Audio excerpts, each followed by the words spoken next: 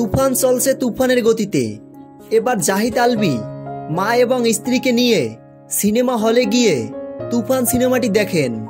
শাকিব খানের তুফান সিনেমাটি দেখছেন না এমন সেলিব্রিটি বাংলাদেশে খুব কমই রয়েছে। সবাই তার পরিবারকে নিয়ে ছুটে যাচ্ছেন তুফান সিনেমাটি দেখার জন্য। সিনেমাটি এতটা ভালো হয়েছে যে সকলেই প্রশংসা করছেন।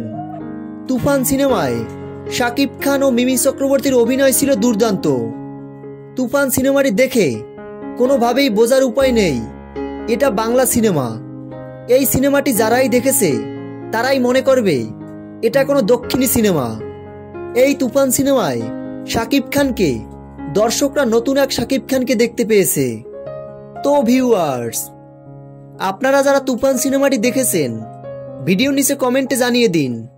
তুফান সিনেমার সকল আপডেট ভিডিও সবার আগে পেতে আমাদের চ্যানেলটি সাবস্ক্রাইব করে আমাদের পাশে থাকুন। ধন্যবাদ।